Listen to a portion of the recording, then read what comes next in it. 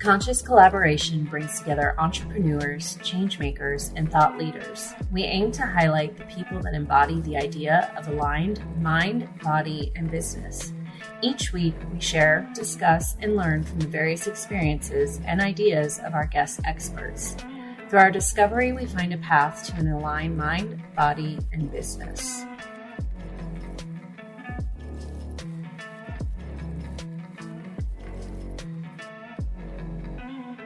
At the Conscious Collaboration Podcast, we are proud affiliates of Atapa medical grade red light therapy devices. Red light therapy boasts a long list of clinically proven benefits, many that I and many of my clients have experienced firsthand. You can be sure that you'll be able to train harder, recover faster, and sleep better with Atapa Red Light Therapy. Visit myatapa.com, myatapa.com, or use the link in our Instagram bio to shop with the code COLLAB15, that's COLLAB 15, for a discount on your device. What's up, guys? My name is Emily. And I'm Lisa. And I'm Michelle. And we are the Conscious Collaboration Podcast. Welcome, everybody, to episode 1. We are so excited to have you with us today. How are you ladies doing? Doing really good. I'm here and I'm ready. Woohoo! All right. Today, we're going to tell you guys a little bit about our podcast and do a little introduction so you can get to know us. Yeah, we've all known each other for a little over a year now. We met here at my yoga studio, which is called The Studio. And tell them how you spell it. Yeah, it's Louisiana style. So it's STUDIEAUX. Go Tigers. Go Tigers. And that's the inspiration for the name. And that's the inspiration. Yeah, we think we're cute by taking everything with an O sound and giving it that kind of French-ish EAUX spelling. It is really cute. It is cute. What else could you do that to? Studio? Go, no, anything, literally anything with an O sound. Ho, ho. Go ho. Oh, goodness. Yeah. Gumbo? So yeah. Oh, yeah. That's yummy. So we all met about a year ago, kind of simultaneously, I feel like, in a way. Actually, Michelle, you came in a couple years ago. Yeah, I came in for Emily also does or did fascia stretch therapy. Is that right? Mm-hmm. Did I say it right? Yep. Yeah. And so I came in for a stretch and I was like, I need to go to her studio. And at the time she just was doing the yoga studio. And for some reason, things kept coming up and I just never went back. And then, yeah, it was like a year or 2 years later, I showed up and now here we are with a podcast. So yeah, Lisa and I had connected a little while before as well. Yeah, and then she came in and started training with me. Yeah. I came in several years ago, right after I had Benjamin, and it was like a workshop or the full moon ceremony that we had there. So that was the first time I met you. Like that was day one, filled out a form. And then it took a couple, years after that before I came in and started training with you. And I didn't even realize it, but one of my friends that I'm sure everyone will get to meet at some point, Vera, was meeting with me over coffee. And she's like, you have to meet Emily. She's one of my friends. She's my yoga trainer. And she has totally transformed her life and her business during COVID. And she's like, her body. She said, you have to see her butt. Mind body business. And like after having 2 kids, I was like, you know what? That's what's missing. I've been working so hard and neglecting my body and just felt all out of whack, like out of alignment. And when Vera tells me to do something, I do it, obviously. So yeah, get that booty. Got my butt in there and so impressed. Like, I cannot believe that you were able to create something so beautiful out of her butt. That too. Making beautiful butts around here. How many times do you say butt a day? Countless. That's like our main word. It's my life. If people want to play a drinking game while they're listening to us, Yeah. Yes. I hope you have a really high tolerance. Every time we say but. Yeah. And then, so I think it was one day so Lisa trained before me and I came in for training and she was running over, which was pretty typical, actually. We always all run over and our therapy sessions. That's how Lisa and I met. And then I think that same day, the three of us just started on this tangent. We didn't even Lisa and I didn't even know each other. And I think it was not very long after that, maybe 2 more meetings, that we said we should have a podcast. Yeah. Yeah. And then we would say things, or the stuff that would come out. It's kind of like when you're in the shower and you get your best thoughts, or, when we were training or when our 3 heads were put together, we would come up with just some really funny stuff, some really great ideas. And just the energy was just so much empowerment. And it was just really starting to take off to be something. And addictive too. I found that I was really craving the time that we would get together, because I felt like, okay, not only was I working out and getting my body where I needed it to be, but also I was feeding my mind and my soul to a degree that I would leave the studio and then inject all of that into my business. So we were each working on that aspect. And that's one thing that unites us too, is our transformation in finding out really who we are and creating our identity in our businesses. And then having that strength and courage and conviction coming out of training and just kind of pouring it all into whatever it was that we were working on. Yeah. Yeah. Yeah. And that all kind of converged to an actual coherent thought of, okay, what are we really talking about here? What are we really looking at? And that's how we came up with the thought of aligned mind, body, and business. Yeah, it's amazing. I think too, the idea of collaboration, we found that there was so much more power in combining our intentions together and sharing our successes, sharing our fears, sharing what's in our heads, or what, in terms of our workout, our personal life, and also our businesses, and being really just like who we were together, all of those magic ingredients combined. And we would just get these, like Michelle said, these downloads of insight that we were like, this is what I needed to hear for today. And it really gave us some action steps, and it helped us to embody faster our best selves. It's like alchemy, almost combining forces to turn one substance into another. Yeah. And I think that it really fast tracked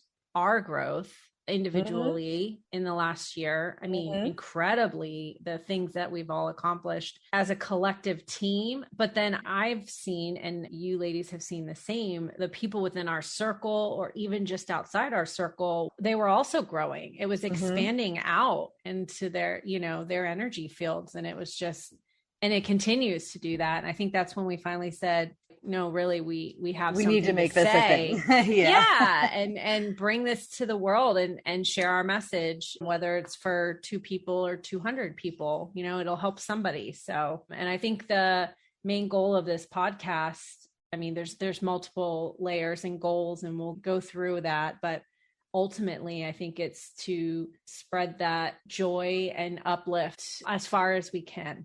Reach as many people as we can, because there's so much competition in the entrepreneurial world. I mean, we'll get into this later, but Lisa and I both do the same thing, not in the same ways, but we're in the same field. There's never been competition. We just continue to lift each other up, and it brings more to the table for everybody. So that's where we got the collaboration, the conscious collaboration portion as well. Yeah. I've also definitely experienced more personal growth as an effect of us elevating each other. Yeah, for sure. What comes to mind when we talk about aligning mind, body, and business? What do you guys think that really means for people? I think it means being able to really ground in, and as if, what comes to mind to me is I'm picturing an image of and it's probably an image I've seen on social media, or cause I'm scrolling all the time looking for inspiration, but I'm thinking of aligning, meaning grounding in with the earth and opening up your consciousness to a level that's a higher level awareness, that is, being able to access your highest self, which is where your intuition is rooted. And being able to align all of these components, mind, body, and business, is to be able to move forward as a stronger force. When you have that solid pole or meridian that connects all of these things together, you're all one. You're not having to shed, I'm not having to leave my business while I'm in my personal life or in my workout. I'm not having to leave my mindset practice in another box. It's all one component that's nourishing and supporting each aspect of it. Yeah, I think that really speaks to like the idea of you can only be as spiritual as you are grounded and vice versa. You know, because a lot of times I think we look at the practicality and the groundedness and the logic of the business end of things, and we can either tend to just get stuck there all the time, or think that that's the only thing that's important in business. Or even you can look at the physical aspect as a more, you know, grounded, earthly sort of part of that. But when you make it a spectrum and a cohesive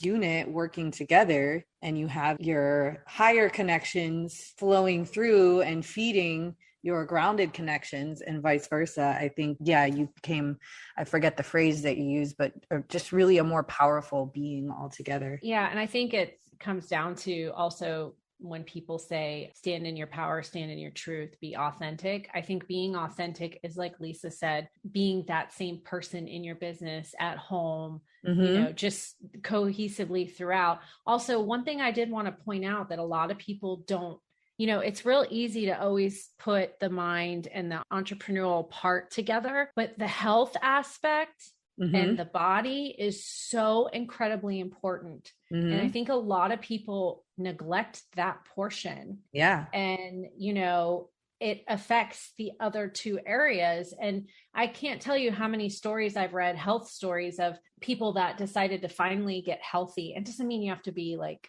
buff and muscles, but just working on, you know, strengthening your body. And yeah. And all of a sudden, every other area of their life, things start happening that they didn't even know or weren't. I say that all the time. expecting. Everything's better when you're stronger. Yeah. So I think to that aspect for, you know, for you, Emily, that really ties in all of this as well, is the health portion of it, and just, aligning all of those things and being authentic. And it's a good way of explaining it how you did as well, Lisa, of what authenticity really means. Because there's many people that go to their corporate job or they're this, and they put on this persona, and then they have anxiety the whole time because they're not being themselves. And then they come home and then they're being something different, and they have anxiety with their kids or their spouse. And, you know, it's getting all of that fluid. I love that word, fluid. And what I was picturing too, and this might be a little far out there, that we'll have to do some talking around this, but the fluidity, and Emily too, you're talking about I'm picturing like, you know, the chakras, they seem to be important to each of us in our line of work, but chakras and alignment, and that might be far out for some people who are just joining us today. So we might want to delve into it another time. But each energetic level is resonating at a different frequency and spins at a certain rate and in a certain direction, and it contains a certain color, energy. And when you get these components operating at their best and their fullest, then that is allowing you to be a stronger, as you're describing, Michelle and Emily, a stronger force presenting out against any, and as you know, as entrepreneurs or thought leaders or change makers, you can have a high conviction one day, but everyone describes it as a roller coaster or a hill, or, you know, it's not the easy path to take. It requires a lot of courage. And so being able to operate in a place from your best alignment, you're going to be able to ride the ups and downs with more confidence and less stress. And I wanted to ask Emily too, in the point that Michelle was talking about, what are some indications of a body not being in alignment? And I know, like, day one, I remember day one walking into the studio and just being like so literally out of whack. Like I had been going, you know, twice a week to a chiropractor, not seeing, you know, not feeling the results. I felt closed up or closed in. Like, what does it look like when you seek, because you have a good sense of like day one, when people walk in, what are the indications that their body's out of alignment? I mean, fatigue for sure, and chronic injury, chronic pain. Yeah, that was especially me. at, what I would consider to be very young ages to be experiencing that. And, in many cases, everybody's different, of course, but with no or very little actual physical reason for that to be the case. I remember too, you mentioning to me in a very good way, by the way, when I walked in, you were mentioning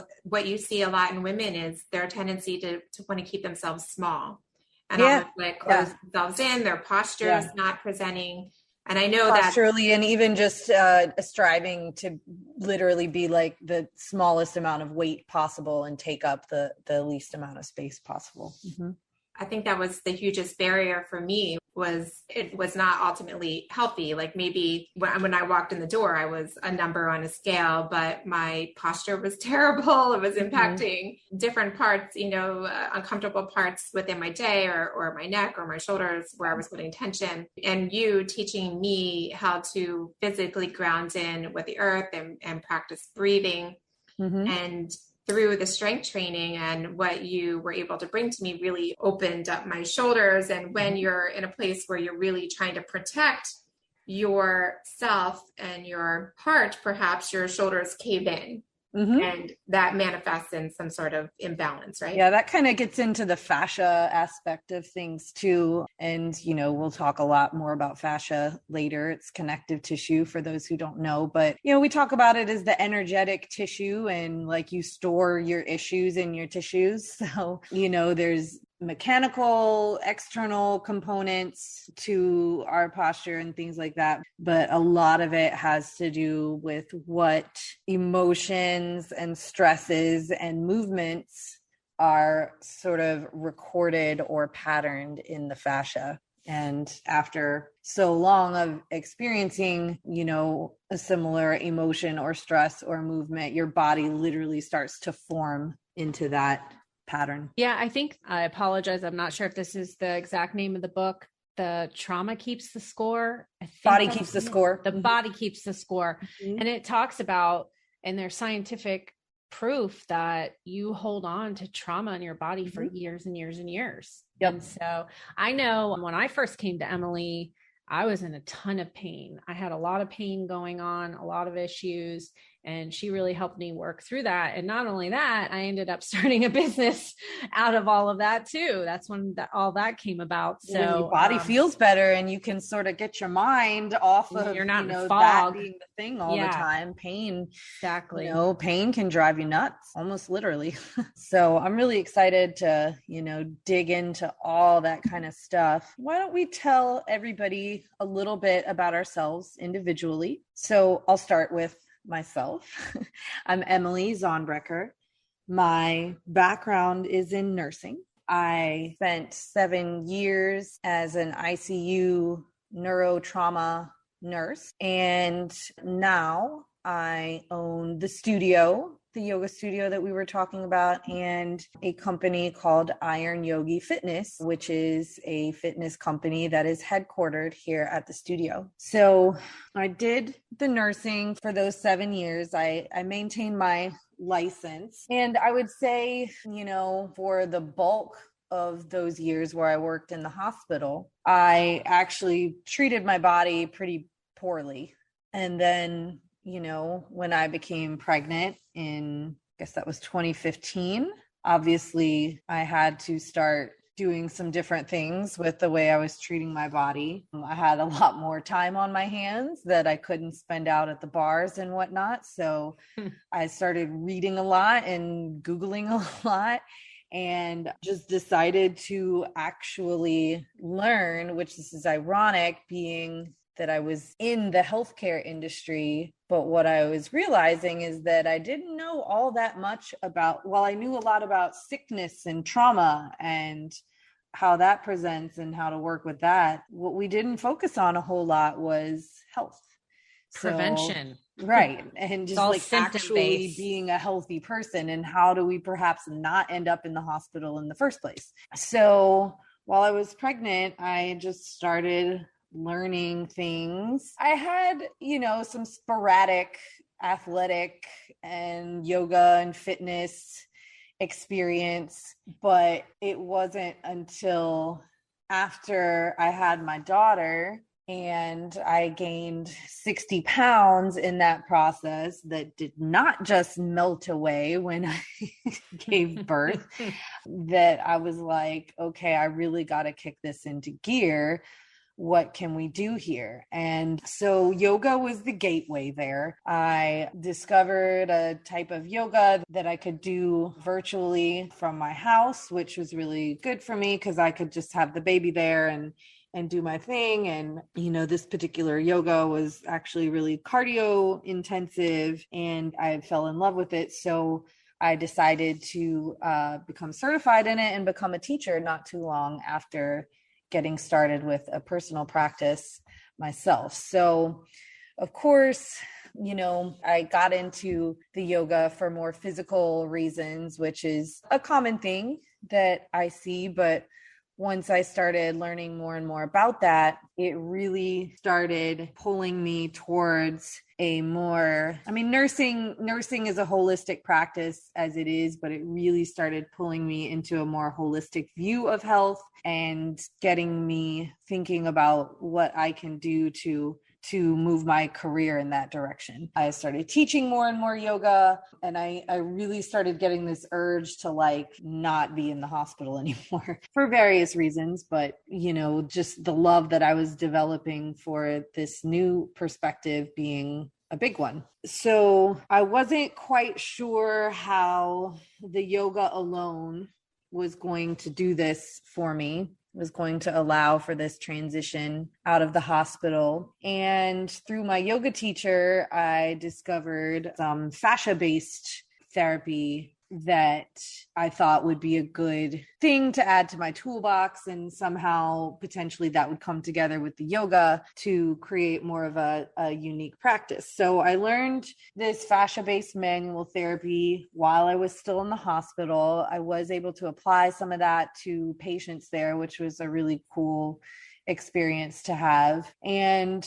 then I met who was to become my now former business partner, but who was a catalyst for me actually following through on this idea that was brewing, that I wanted to have my own private practice of sorts and incorporate the yoga and the fascia stuff, but it just felt too big at the time, right? So in comes this personality who sort of facilitates, me taking the steps that I needed to take to open my own facility, and kind of feels like I blacked out sometimes, but lo and behold, 2018, that came to life. And so we are still a functioning yoga studio. I've gotten other fascia-based certifications and knowledge in that time. So I built up a pretty big fascial stretch therapy practice, or FST. You may hear me abbreviate that, and started incorporating some of the more active fascia-based movement that I was learning into both my FST clients and into the yoga classes. So for the first couple of years, this new thing was forming itself from that sort of organically. And then not too long before COVID hit, I started working with a local gym. We were doing some ice bath events and things like that. And I got the opportunity to train in their facilities and work with a personal trainer there. So, I had been in gyms before, but kind of would always do the cardio machines, or maybe work on some of the circuit machines that weren't too intimidating, or take classes or whatever. But I had never actually touched a barbell, I don't think, until I turned 35 and I started working with this gym. And I pretty quickly discovered that not only was I pretty good at it, but I really, really loved it. I loved it. And so when COVID hit and we were, forced to lock down and obviously not be at the gyms, my method of using all that stressed energy and the way it manifested in me I signed up for like a kind of bodybuilding hybrid powerlifting type, one of these 8-week online challenges with a really great resource. Her name's Lauren Simpson. She's an Australian world bikini champion and she knows her stuff very well. Shout out to her. So I really just went like nose to the grindstone. Is that the saying? Nose to the grindstone? I think so. Seems like it would suck. I don't know why you would do that. But at any rate, I did that on this program. And, I don't like to like advertise that this is common or something to get really crazy results in a very short time. But I was able to get some pretty dramatic results, basically completely transform my body in this couple months of time that we were required to lock down. So what that culminated into once we were able to reopen and return was several of my clients kind of going, what the hell did you just do? And can you teach me that? And so I had a couple of clients who were literally like, all right, you're going to train us now. And I'm like, well, I don't really do that. And they're like, well, you do now.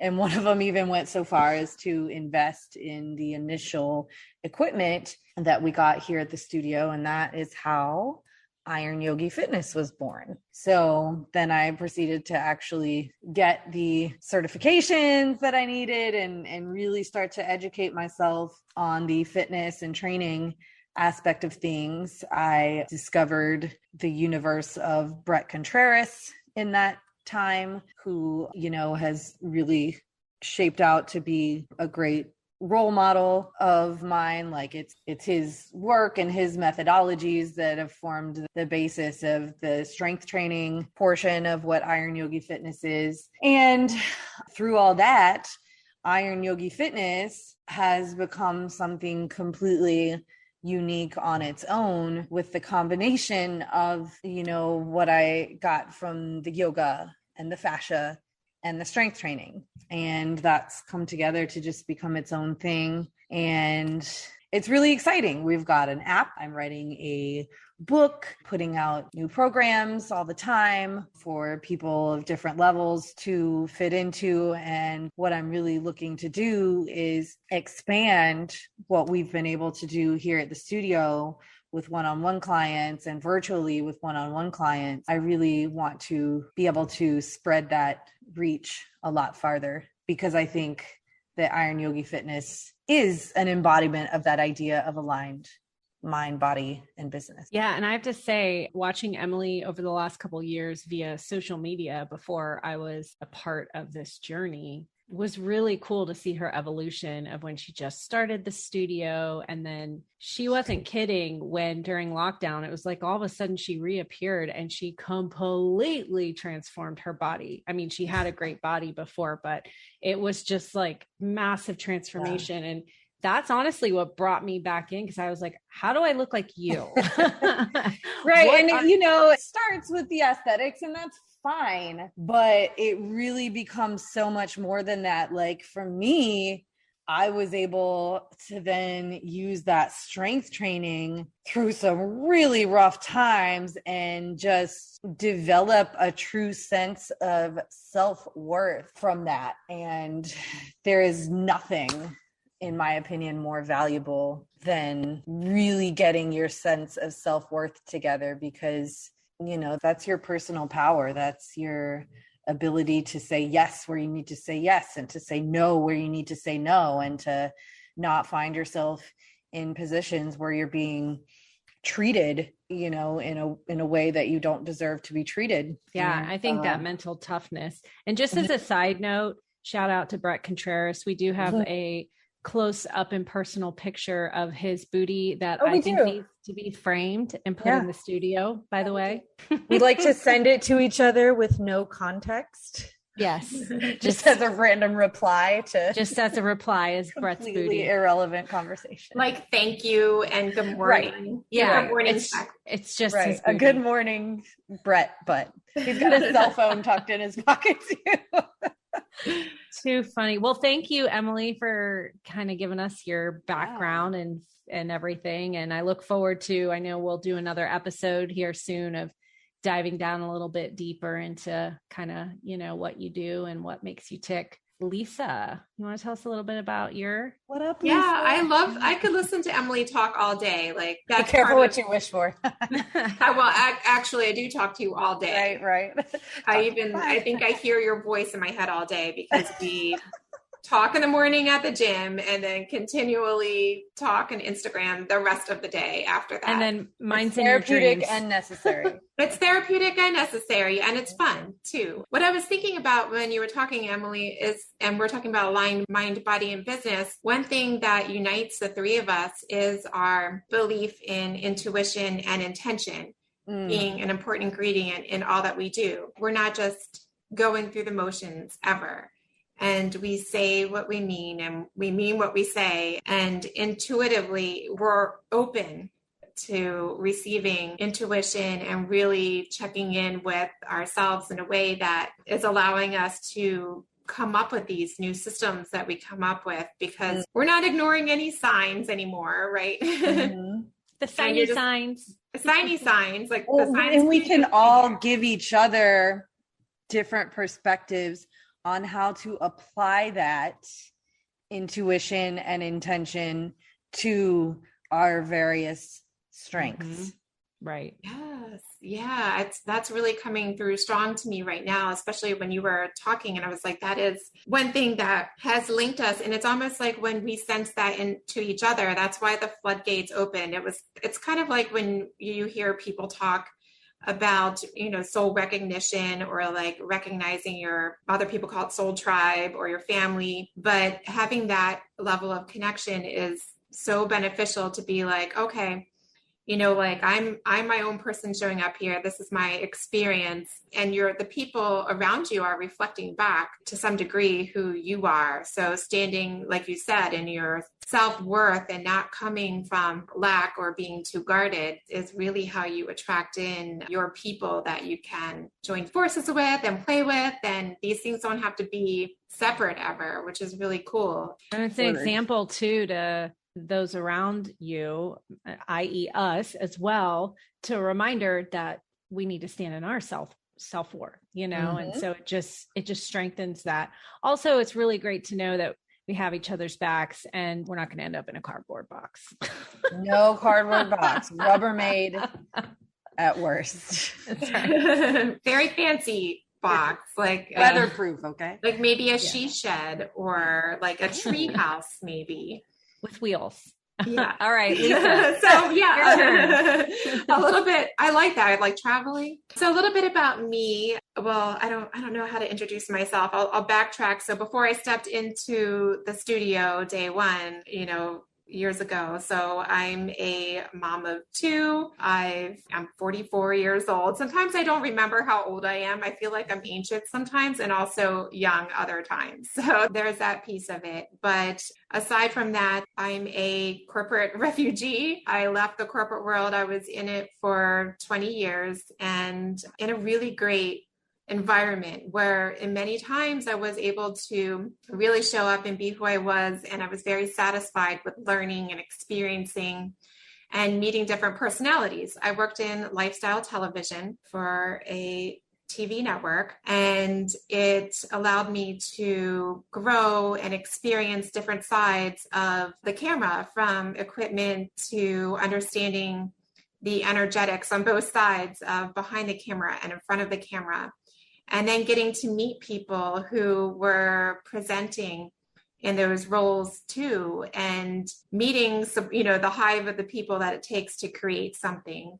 And I was really blessed that I was surrounded by a lot of people that were sharing with me their life goals and dreams and their entrepreneurship and their creations and their inventions and things that they remortgaged their house for several times to be able to bring to life. And I loved it. I love to be around entrepreneur spirits. I love it when people lay it all out on the line. And so that really fed my soul in a great way. And throughout the years, between, I was 20, thereabouts, getting into it and growing up in that environment, I lost a little bit of who I really was.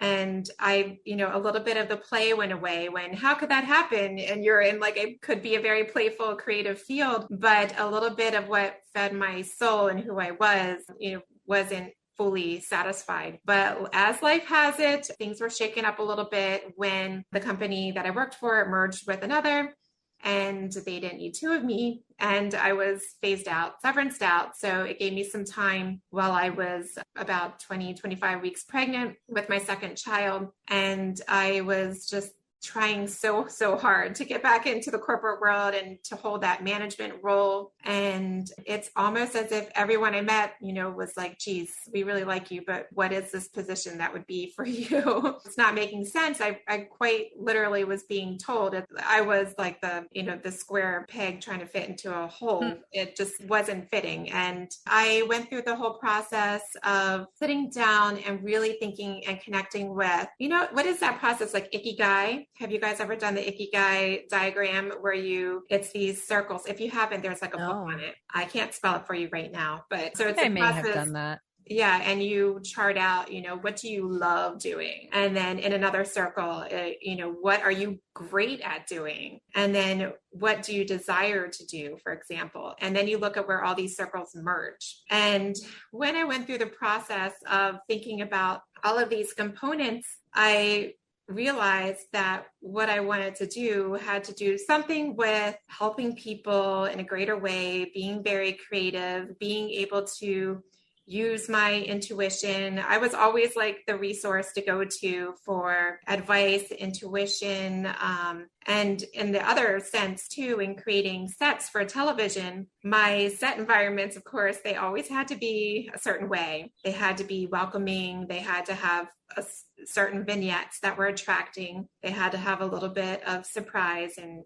creativity. And they had to be supportive of who was in that environment, the people that were on television, and also receiving of the people watching on the other side. And when I would work with the sets and lighting team, and I would come down as a producer to check on my set, they would say, well, hold on, Lisa's going to say this isn't very feng shui. And it was like kind of like a joke. And I realized that my passion for environments and the energetics of environments and people was really something that people could see and recognize. And I had not even quite fully even known that's how I was showing myself. So in doing that, I realized I had a love for things that were beautiful, inspiring, creative, like push the envelope a little bit, and involved. I love the whole aspect of communication and the exchange of energy in a space. And so that's where I decided, looking back on everything, that everything was indicating I'm a feng shui practitioner and I want to show up and help people in that. And I had the opportunity to work with one of my now mentors, Steve Kodat of the Feng Shui Cure. I hired him to come help me feng shui my house when it was up for sale. And I forget exactly the year. Gosh, it was like 2013. I want to say it's like 2013-ish. And I invited him. I was like, I have been doing all the feng shui and something feels a little bit off. So he came and did his consultation with me, and we just immediately hit it off. I loved everything, about his presentation and how he was really helping me, and his advice was so good and it was so practical and, very professional. And I did like a few little tweaks here and there to my home, and it cost me under $500 to do over the course of like a long weekend or something. And the next people that came in were investors that it was a scout from investors that were in Europe. And he walked in the door and he was like, oh my gosh, this place feels incredible. Like his remarks on my home were just blew everybody away, because my realtor was about ready to knock another $10,000 off the price. And I was like, no, wait, I've got some feng shui to do. I've got more feng shui. And so just using some of Steve's staging advice without doing anything major attracted in more people to visit and experience my home and actually feel it and what it could be and what it is. And that scout walked in and immediately made an offer. And then I even went back to him and challenged his offer for a little bit more money to help me move. And he was like, he obliged. Of course, how can I make this easier? So my point being, like, things just opened up and were easier. And it was just really affirming for me that feng shui was something that worked and is an important part of my life and my practice lifestyle. And so in that severance from my corporate myself, I reached back out to Steve and I said, I need to do this. Like, I need to talk to you about how do I want to be more serious about this. This is what I want to do in my next iteration. And he said, this is so great. I'm so happy to hear from you. It had been, a couple years. And he was like, oh gosh, I missed such an important part of the story about having Benjamin with me. I was just about to say, tell them the catalyst. I glazed over it. But so backtrack a little bit. So during that severance time and me going through the Ikigai process and journaling and really trying to figure out who I am and what I want to do and what brings me joy and what can I do, I was, getting more and more pregnant. I was past the point of interviewing and so on and so forth. Well, long story short, on a supermoon, February 2019, one of the biggest supermoons to date, I was one of 7 people in this local St. Petersburg area, one of 7 women who spontaneously gave birth under the supermoon.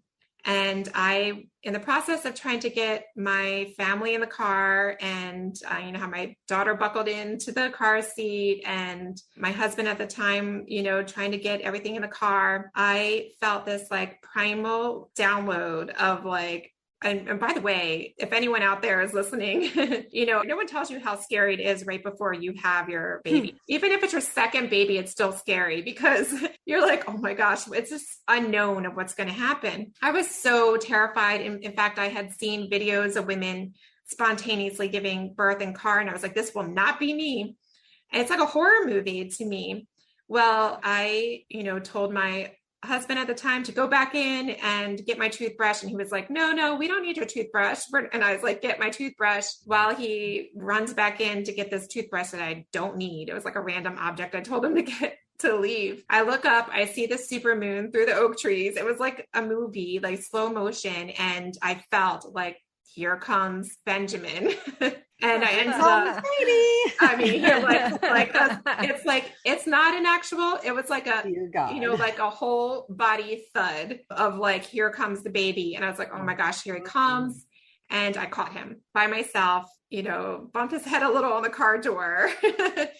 And he was completely fine and just crying. And my daughter in the background is hearing all of this, by the way. She's witness to it. And she can't see him, but she can hear him. And she says, is that my little brother? And I was like, yes. And she says, he's not hurting you anymore. And I was like, nope, he's not. And she was like, oh, good. And so it was a great big party and celebration where, the emergency all of the emergency vehicles showed up at my house and I was completely fine, walking around wanting to give out waters and everything. And at that time, hey, welcome to my house. There was a block party because everyone in my little ma'am, house, you just had a baby. Can you put the lemonade down? Yes, I'm the hostess with the mostest. And my husband at the time did so great. He helped to tie off the cord and was so very, it was ripping the Band-Aid off of all the fears that both of us had of having this baby.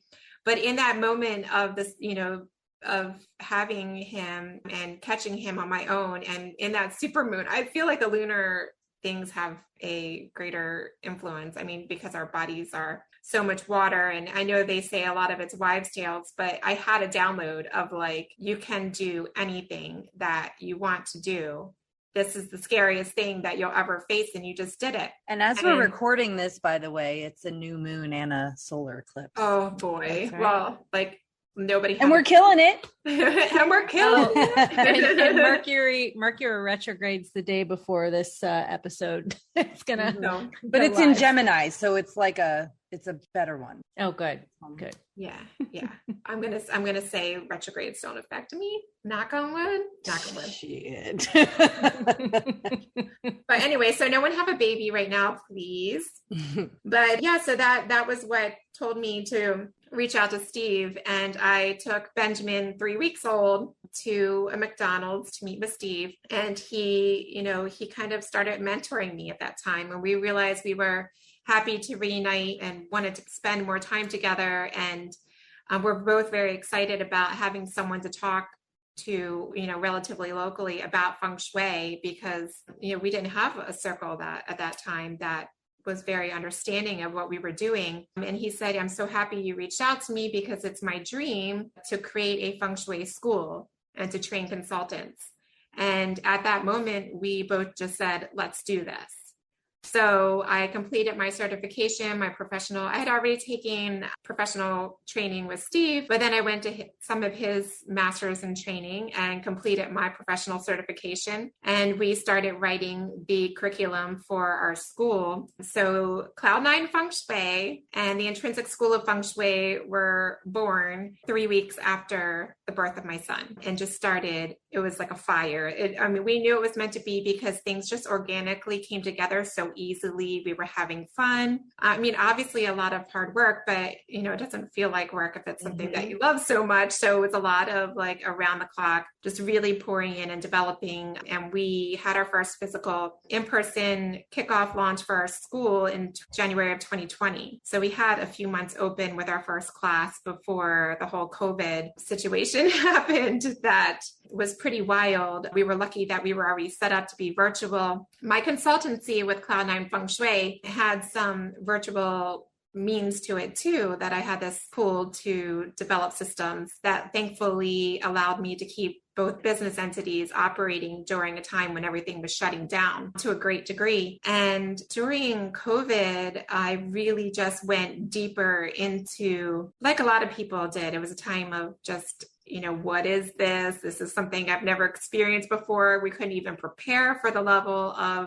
isolation and having to go within and really getting to know ourselves because of this isolation. And, I think for a lot of people, if anyone out there experiences too, and I know Emily, you addressed it too, it just, when you go within and if you listen to your intuition in the right way, your next steps that need to be taken and what feels right and what doesn't feel right. And so that meant me also making changes in my life in significant ways. So during COVID, I separated from my husband, now my ex. And, so that was a period of great transition. And during that time, though, after that separation, another mentor appeared to me. And through that mentor, and I'll get into it in later episodes, through that mentor, I was able to develop greater my intuition by deepening my practice of spiritual dowsing. And together, she and I were able to attract in yet another mentor friend who shared with me what I use in my practice now in my energy upgrade process, which is a software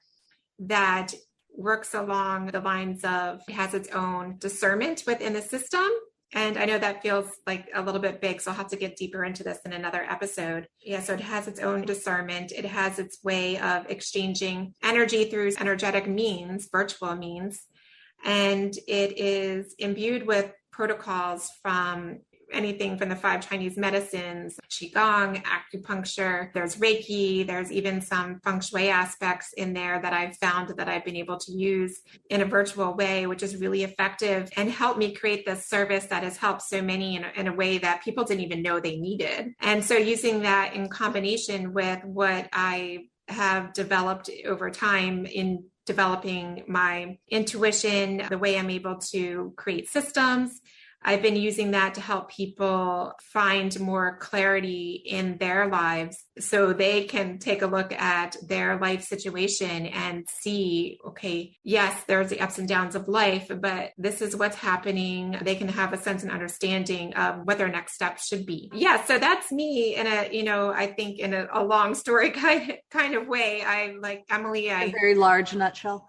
In a very large nutshell, that's the journey of me and how I came into my systems and using feng shui as one of the modalities. And also like to add to that too, and the three of us have in common is what we have created in our businesses is based on who we are as individuals. And that's what has built our systems. And that's why it's been an easy way for us to integrate it into our lives and to collaborate together too. Mm-hmm. Lit Lisa. And boy, so for people out there who don't know Lit Lisa, I don't know if you met her yet today, but Lit Lisa is my alter ego. Is that the word? Yeah. My other persona that Emily has lovingly called Lit Lisa, and she identified it in my workouts, and it involves Clapping. Lots of enthusiastic clapping. Lots of enthusiastic clapping to rap music.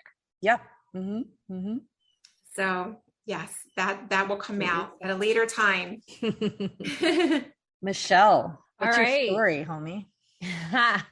Well, if you guys are still hanging on, because I know this is a long first episode. So I actually started out in the entertainment industry for the first half of my life. Grew up in a family of musicians, a singer in a band. I was singing in bars when I was 12 years old and, did that whole thing and had so many very close opportunities that were just not close enough, but almost there. And, so I thought, honestly, I thought that was going to be my career. I was going to be a singer. I'd be up there in front of thousands, hundreds of thousands of people. That was my dream. And then, it just kind of stopped. And September 11th, unfortunately, as with the whole world, threw a big wrench in there. And then I had some trauma in my life around music and I might dive deeper into that in another episode. But so I kind of found myself as, a 19-year-old. I was like, all right, well, I always did well in school, but I didn't love it. What do I do now? Because that was my whole life. And I was this artist. So at the time, my ex-husband was going to college and one thing led to another. And I ended up in the medical field as well.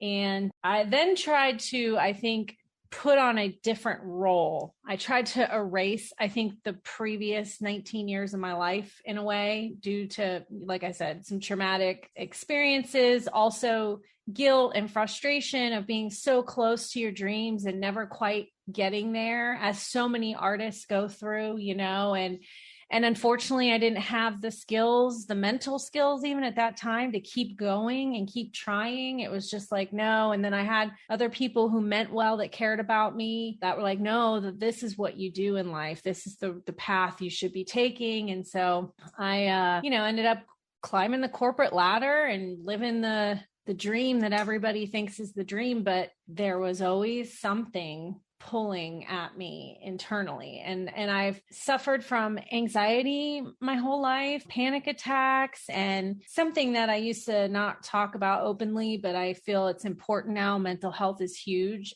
not to dwell in that space, but to acknowledge at least, and, now I know, because of where I am, that a lot of those anxieties, some of it is around trauma, but a lot of it is because I'm not living authentically, living a different path, going down a different road. And then what your higher self or spirit or God, or however you want to think of it, wants you to be going. Soul's purpose, maybe. Yeah, exactly. And it was funny, ever since I was a little kid, I have these funny stories. And, if any of my old childhood friends listen to this, they'll laugh because they were probably drug into some of these events of mine. But I can remember a good friend, her name's also Michelle, and she's a neighbor, and shout out to Michelle. We would make perfume out of like stuff in the garage and sell it for 25 cents in my driveway. They call that bath salts now. Yeah, exactly. And then I made like these newsletters about what was going on in the neighborhood and when our band was playing, and I'd make her stuff them in everybody's mailboxes. And I would just create. I was always creating and trying. So what I was doing was little mini businesses, right? And I didn't realize it. And I was always trying to create because I love to create. I love to work with my hands, with my voice, with just anything that is within the art realm. So as I got older, I tried to sell bracelets in school. When Clueless was popular, I can remember I was making the fuzzy pens like Cher would have, and I was selling them in school, and just like, it was funny. And then as I got older, I did have little side things. Like I did event planning for a while, but it was always just like, I would dip my toe in, and then it's like my corporate job would be like, here's a big raise, we're going to move you to the next level. And I stuff the creative stuff away and say, oh no, I need to get back to being reality. Right. And so I just kept going and going. And I'd say it wasn't until about 4 years ago that I started this journey of exploration, which I think a lot of people do once they get into their 30s and 40s and whatnot. And moving to St. Petersburg, for the listeners out there, we're in Florida, St. Petersburg, Florida. So it is such a unique place to live. I feel like it's inspiring. There's a lot of creativity. There's a lot of artistry, just a lot of it's a cool scene. And so it allowed me to be in a new place and explore those feelings I was having for so many years and not feel scared about it, explore my spirituality, explore just everything. And, I've continued that journey. And then, like I was saying before, when I ended up coming into the gym with Emily, and then she was just so uplifting. And for the first time in a while, I had met somebody that basically was like, screw what that person thinks. Screw this, like you. No, I said, fuck girl. what they think. I was trying to be, gentle, but so, and it was just like, oh my gosh, wait, you don't think I'm crazy? Like, you think I could really do something? And it's like, hell yeah, you can. So, and then I met Lisa, and one thing also that's always been like Lisa, environment has always been super important to me. And I think that's because of trauma, history of trauma, and also just that, sometimes the anxiety. And then the other part is just the creative part. I'm really I'm the one that picks out the little teeny details that nobody notices or implements in something. Like when I would decorate, I'd put something that was meaningful, and then the person would find that one thing and be like, oh my gosh, just those certain little intricacies. And I've always loved to design and create. So again, I met Lisa through Emily, and we went and had coffee, and she's just like, yeah, I do feng shui and I have this school. I'm like, where can I sign up? It was just, I literally jumped in head first. I didn't even think twice about it. I don't even think I thought about it. I just did it. You didn't have any hesitation, I don't think. And I thought it was really cool because you were just like, this is a thing and this is what I want to do, and see you next week.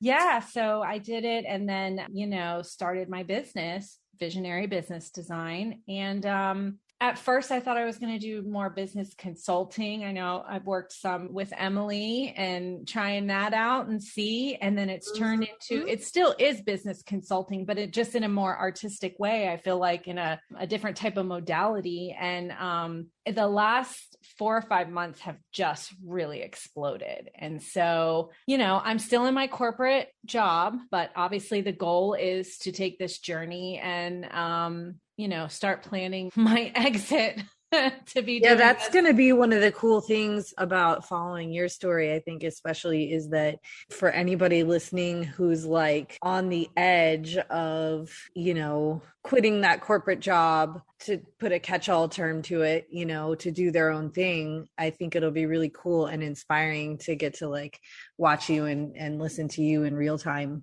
go through that process. Yeah, for sure. And thank you. I appreciate that, Emily. And yeah, it's exciting. And doing this podcast with you both is giving me that outlet again of the creativity of my entertainment background. I enjoy it. Lisa's also connected me with some people to do music again. So there's just so many things that have transpired and in really a short amount of time. Now the journey's been long, don't get me wrong, but once you finally make the decision and open up and let go and see what is possible, it's just incredible how much can happen in a short amount of time. So I'm sure we'll dive into our stories more throughout our episodes, but that's kind of, in a nutshell. But that kind of segues into, so what are we looking to bring you, the listeners, through this podcast? And for me personally, as Emily said, I just really want to bring that person along that's either scared to make the jump, still in their 9-to-5, scared to do both, or don't know where to start. And you can kind of take that journey and we can celebrate those wins together and, make it to that corporate refugee retirement party, throughout this podcast. So that's really what I'm hoping for myself to bring, and hoping that people will be, attracted to that as well. How about you, Em? Yeah, I'm really looking to connect with, what comes immediately to mind is like the single parent, but that certainly doesn't have to be the case. But that person who just has a lot of cups to fill and they have a lot of responsibilities in their life and a lot of things to do and a lot of roles to play.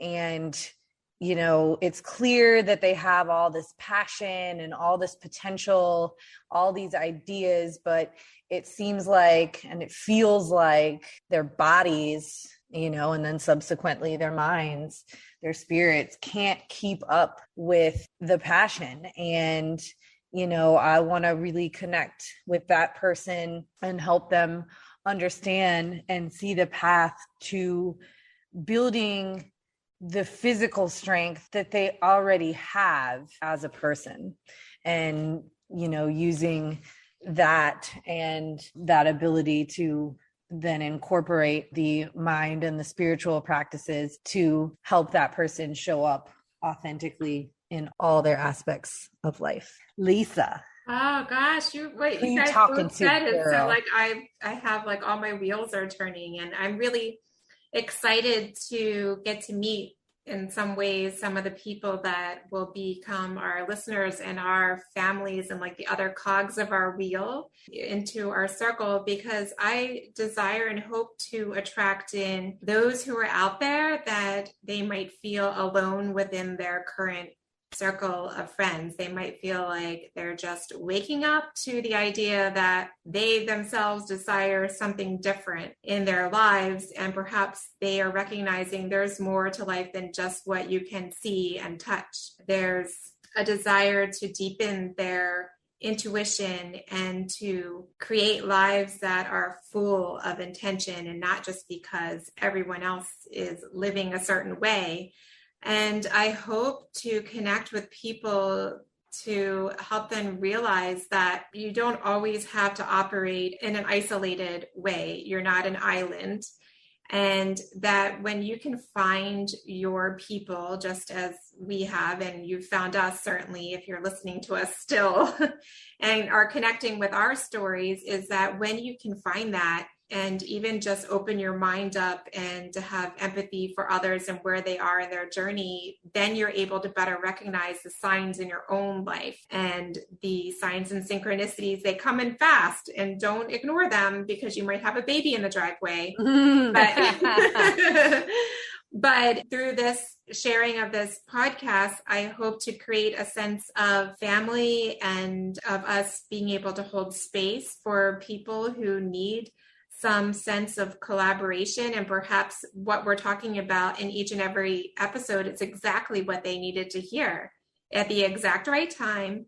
And they can inject that energy and joy and wonder and awe into their work, and perhaps creating new lives. And I hope that through this, Michelle and I can share our insights too about feng shui and other related modalities too, to round out what you're bringing, Emily, with the body and the mindset too. And that awareness is to give some practical takeaway, like homework that they can implement and start creating their own practice that works for them, so they can start to follow that trail on their new path.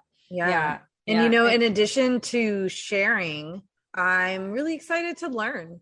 I think we're going to learn a lot from the guests and from each other and just from further interactions. So I think that'll help all of us to just sort of boost our own toolboxes and what we have to offer to ourselves and to others. Yeah. And I think as the listeners can tell, if you're still on with us, it's going to be a little bit of woo, a little bit of fun, a little bit of, talking about some shadow work, some mind, body, business work, working out. So I think we've got a little bit of everything to offer. So, well, you guys, this was really great. I had so much fun. I'm so excited. Yeah, we really appreciate you guys sticking with us. And and I think we've got some really juicy and exciting things to come. So so we'll catch you guys next week. Yeah. Thank you so much. Talk to you in 5 minutes. Talk to you in 5.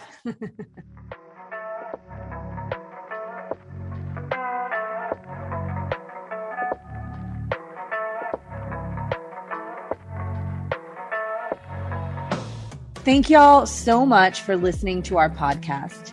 If you haven't yet, please be sure to subscribe, rate, review, and share with all your friends so they can join our circle of collaboration on this journey. You can find us on Instagram at Conscious Collaboration Podcast, on Spotify, iTunes, and Audible, to name a few. Please join us next time for another deep dive into how you can live life in more alignment, mind, body, and business. Send us your questions and comments in our DMs or email us at consciouscollaborationpodcast@gmail.com. See you in 5 minutes.